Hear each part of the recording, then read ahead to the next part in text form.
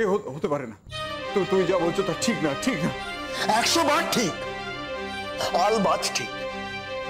আমি যখন বলছি তখন ঠিক।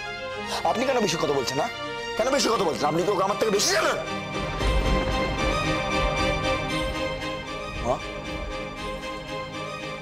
উমা, কাউকে যে কখনো এত ভালোবাসা যায় তা তো আমি কখনো জানতামই না। ভালোবাসার আসল মানে কি সেটা তো আমি তুতুলের সাথে দেখা হওয়ার পরে বুঝতে পেরেছি মা। আর ওই মেয়েটা সব জানার পরও আমাকে ছেড়ে চলে যেতে পারলো?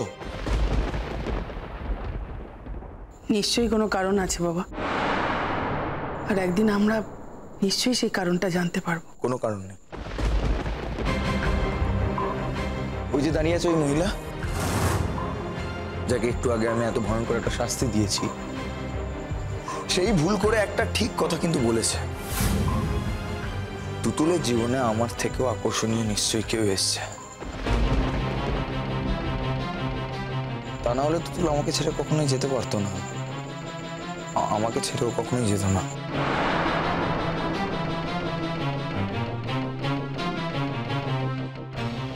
আমি শিওর অ্যাবাউট দ্যাট। ও আমাকে ছেড়ে যেতে পারতো না। কাঁদিস না বাবা, কাঁদিস না। তুই কাঁদলে যে আমাদেরও বুক ফেটে যায় বাবা, কাঁদিস না। খুঁজে ওকে আমরা পাবোই, আর যেদিন খুঁজে পাবো সেদিন তুই না করলেও আমি ওকে প্রশ্নটা করব।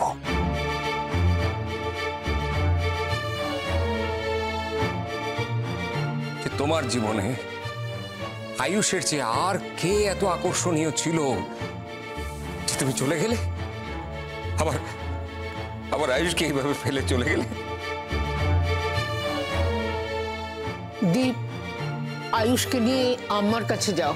আমার বিশ্বাস উনি জানেন যে তুতুল কোথায় গেছে, কার কাছে গেছে।